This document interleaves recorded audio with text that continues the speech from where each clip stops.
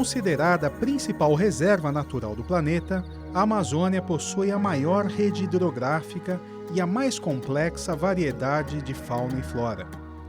98% de sua cobertura florestal está preservada e, com seus rios e igarapés, a região possui o maior manancial de água doce do planeta. Mas de todos os estados brasileiros, o Amazonas talvez seja o que apresenta maior contraste. Se por um lado suas reservas naturais parecem inesgotáveis, por outro as condições de vida das comunidades que vivem às margens dos rios não são das melhores.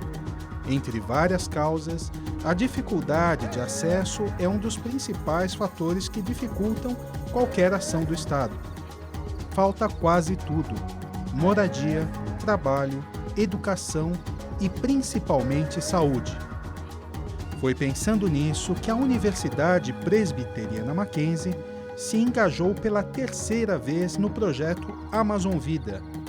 Alunos e professores dos cursos de Biologia, Pedagogia, Farmácia, Nutrição, Educação Física, Fisioterapia, Jornalismo, Engenharia, Arquitetura e Ciências da Computação cruzaram o Brasil para colocar em prática os seus projetos de extensão universitária. Esse projeto surgiu como de um sonho de fazer um trabalho de missão integral com os ribeirinhos do Amazonas. Surgiu muito timidamente num barco menor e depois numa comunidade alguém pediu que tivesse saúde no barco. E realmente nós conseguimos colocar, com a ajuda da Visão Mundial, o apoio da Visão Mundial, um barco ambulatorial, isso em 92. A missão conta ainda com o apoio da Força Aérea Brasileira, que embarcou a equipe de 29 pessoas da Base Aérea de São Paulo. A FAB, ela atende a esse tipo de missão na sua rotina, na sua natureza, né? A nossa parceria do Mackenzie com a FAB, na verdade, foi uma solicitação que o setor de responsabilidade social fez ao 4º Comando Aéreo Regional, que julgou conveniente atender essa missão, né, dada a natureza da missão, de pesquisa, de atendimento às populações carentes, né, de engrandecimento desse tipo de ação, né, desse tipo de obra. Tudo acontece em uma semana no mês de julho. O embarque ocorre em Manaus, no barco JJ Mesquita, onde toda a equipe se aloja e onde são feitos todos os atendimentos de saúde. É um barco de 30 metros de comprimento por 6,20 de largura, é um barco com uma boa estabilidade, né, que oferece uma certa segurança, né? Ele tem boa estabilidade, então ele é dividido em cabines, né? Você vai conhecer algumas partes. Aqui onde nós estamos é a cabine de comando, né? Daqui que a gente faz toda a manobra, né? E aí nós temos também o andar embaixo são os consultórios odontológicos, consultórios médicos, uma pequena sala de pequenas cirurgias, né? Enfermaria, farmácia. E a gente tem ido para muitos lugares no Amazonas e, assim, toda viagem que a gente está saindo, nós temos que ter todo um preparo, né? Desde o abastecimento, o alimento para a equipe que vem, que é voluntária, né? Então, para uma semana, a gente já providencia esse alimento para uma semana, né? E aí, nós temos um pessoal que trabalha conosco, a equipe de marinheiros, e são distribuídas as tarefas, né? Eles, pelo tempo que a gente navega junto, todos eles já sabem o que é necessário fazer, o que deve fazer para que a viagem fique preparada no tempo necessário. A bordo do JJ Mesquita, a equipe percorreu mais de 10 comunidades em centenas de quilômetros ao longo do Rio Solimões. Dentro do barco é feito atendimento médico. Inicialmente é realizada uma triagem e posteriormente o encaminhamento. Em princípio, o projeto era para a gente fazer avaliação nutricional de crianças de 0 a 5 anos. Mas como a demanda é enorme, a gente está atendendo até 10 anos, e elas fazem a fichinha aqui, aí a gente faz as medidas de peso e de estatura, né? Avalia o crescimento e o desenvolvimento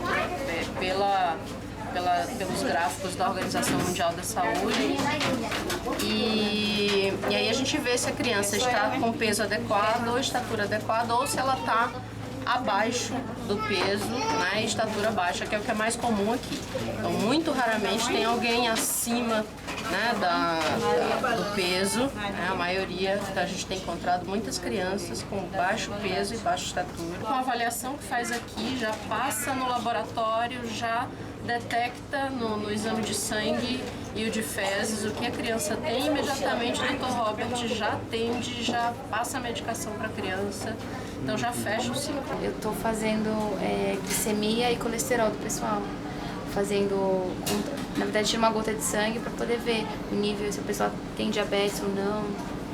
É mais isso, aí tem aferição de pressão também da maioria das pessoas. Mas é isso, aí depende das crianças, a gente faz anemia também. Se der muito baixo, passa com o doutor para poder pegar medicamento. Então, o trabalho da farmácia é praticamente esse, tentar diagnosticar alguma coisa para poder conseguir medicar, para passar no médico para poder medicar. O que a gente está avaliando aqui é desse daqui a gente faz hemograma, né, para saber se as crianças estão com anemia, né, e depois a gente vai fazer com esse outro, a gente vai fazer o ferro para saber se essa anemia é por falta de ferro, ou se tem outra causa dessa anemia. Associado então com o questionário da nutrição, a gente vai conseguir avaliar se está dando tudo certo, se tem um problema na alimentação, enfim, a gente poder ajudar essa população. Pequenas cirurgias são possíveis de serem realizadas no barco. Na verdade, é um procedimento muito simples, que são cirurgias menores, né, ambulatórias, que a gente consegue fazer tendo esta estrutura, né, que nós temos aqui no barco. E nesse caso, eu fiz a retirada de um névoa, né, que a gente conhece como sinal, sugestivo de um processo já maligno, né? Temos a ajuda do professor Éder, que facilitaria depois o estudo histopatológico, que na verdade complementaria esse procedimento que nós fizemos. Dos indicativos para poder retirar a amostra e precisamente depois mandar a histopatologia para ele ser avaliado, né? E se nós tivéssemos um resultado talvez até positivo, então nós já poderíamos iniciar o tratamento, encaminhar o paciente para outro tipo já de atendimento de maior complexidade. Uma emoção muito grande. Foi um teste de fogo, né? Eu achei que não sabia quem ia passar mal, o paciente ou eu, né? Ajudando a segurar lá, ajudando o Dr. Robert na cirurgia, na retirada da pinta, né? Então foi indescritível. Qual que é o seu nome? Maria Cristina. O que você acha desse projeto, Maria Cristina? É muito bom, né, pra gente, né, que a gente tem dificuldade assim para ir para o Manacapuru. Quando vai para lá é muito difícil, né? Às vezes a gente não quer ir para dormir, tem muita dificuldade também. Às vezes a gente pega ficha, às vezes a gente não pega. Aí é assim, é bom, né, vir para cá essa lancha. O atendimento odontológico também esteve presente ao longo dos 7 dias, bem como a orientação nutricional.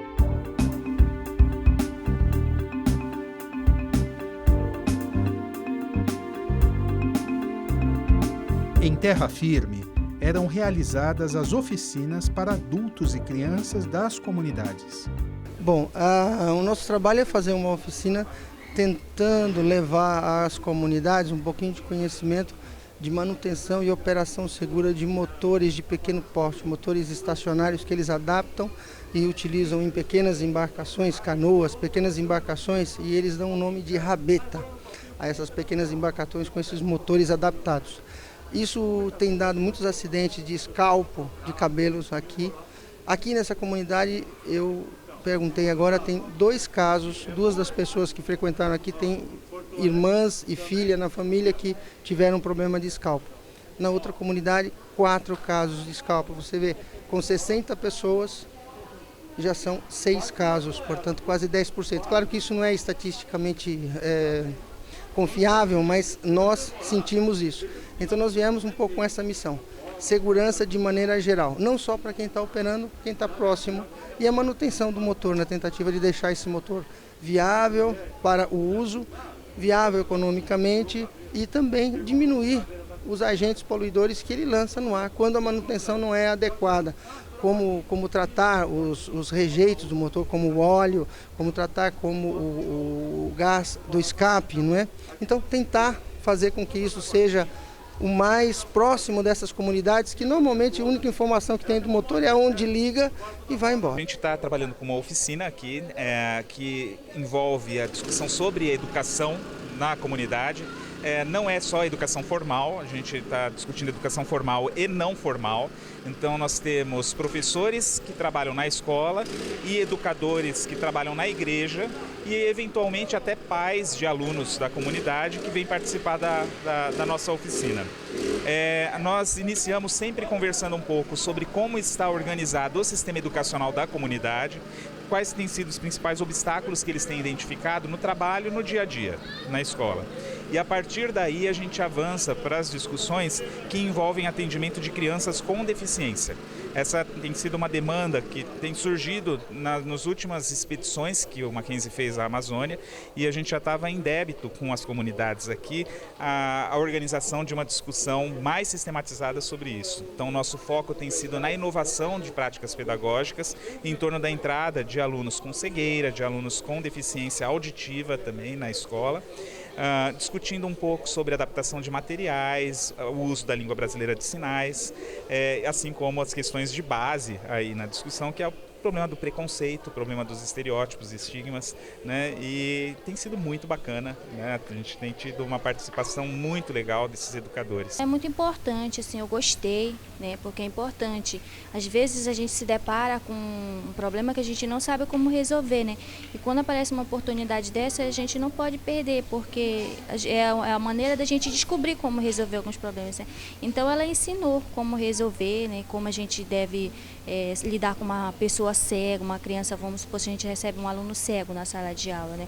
Como que a gente vai fazer para ensinar para ele, né? Então a gente tem que se adaptar a ele, né? Então eu aprendi, eu gostei. A oficina em si, ela é proveitosa, é o dia a dia do que eles precisam, de instalações simples e residenciais para manter a sua própria casa, num lugar de pouco recurso e às vezes até pouco acesso ao conhecimento, à informação, né?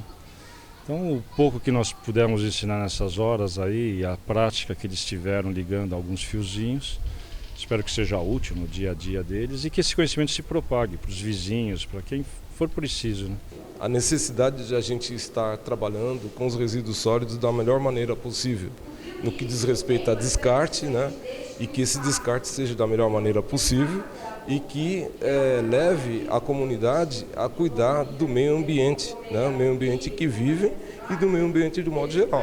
Eu particularmente acredito muito na juventude, porque eles serão vetores de propagação dessa conscientização, né?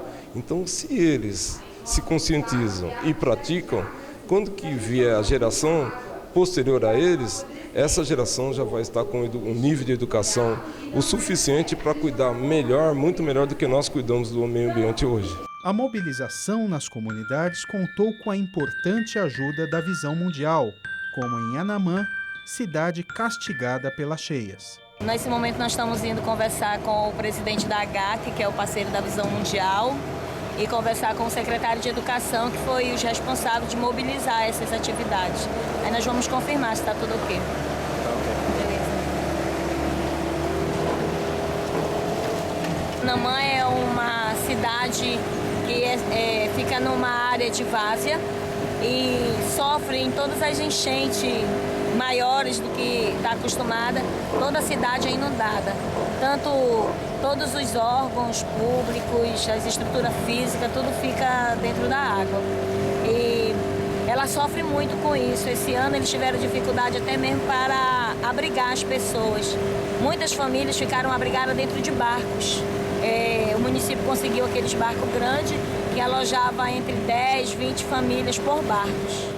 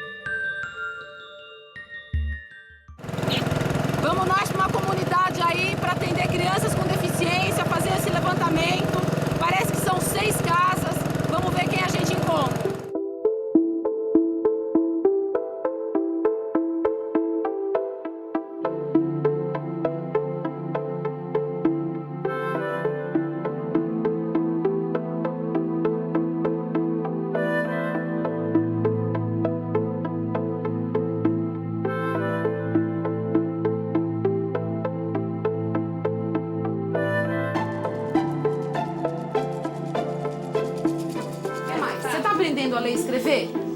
Gente, que demais! E você tem muitos amigos lá? Quem é seu melhor amigo na escola? Como é que chama a sua melhor amiga da escola? Como é que chama? Leia! E você brinca com a Leia aqui na sua casa e você vai na casa da Leia?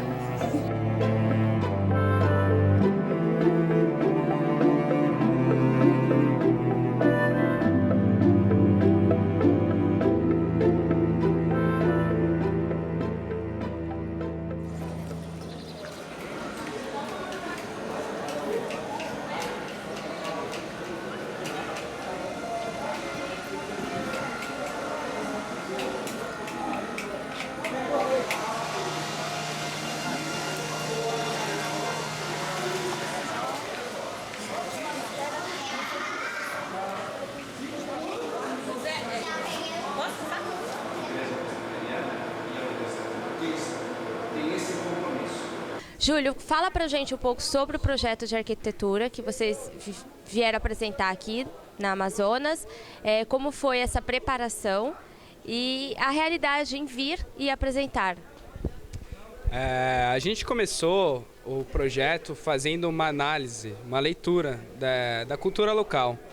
Então a gente procurou elementos da paisagem, elementos das construções, assim como métodos construtivos e, enfim, marcos importantes na cidade. E a gente procurou fazer uma análise desde o processo construtivo, metodologia de construções, materiais e até dinâmicas de relações entre entidades. A gente percebe que tem alguns grupos, como as igrejas, o poder público também, e a gente começou analisando isso.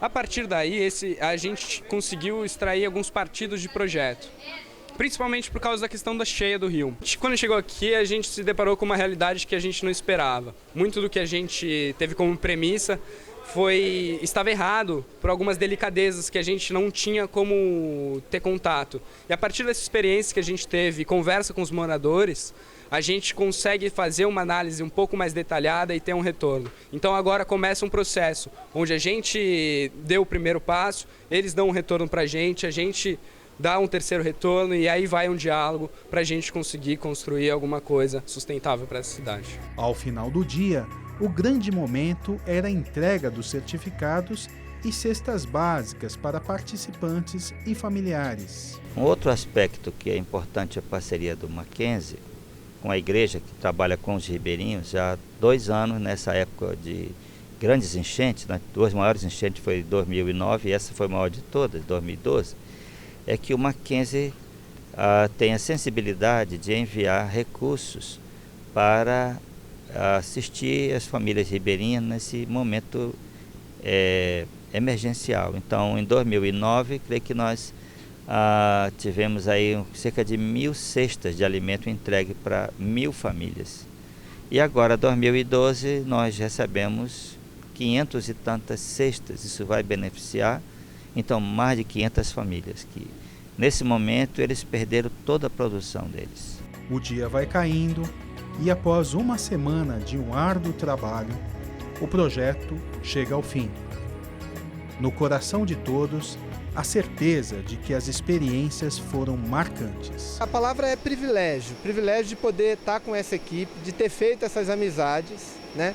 O testemunho de todos foi nessa mesma linha, da gente poder, hoje a gente se considera assim, um grupo unido, um grupo coeso, cuja união deve estender para outras ações, outros encontros, que certamente vão trazer proveitos também para nós, como seres humanos, como pessoas, e principalmente para a pregação do Evangelho, para o reino de Deus. Acho que também vai ser muito, muito precioso, muito importante. É muito gratificante, é um complemento, né? A gente poder usar um pouco do conhecimento que a gente tem para ajudar quem precisa, e da mesma forma a gente aprende muito, né? Porque isso aqui é muito fora da nossa realidade, da cidade grande. O que muitas vezes nós analisamos em livros, vemos em fotos, não está explicado em sua totalidade.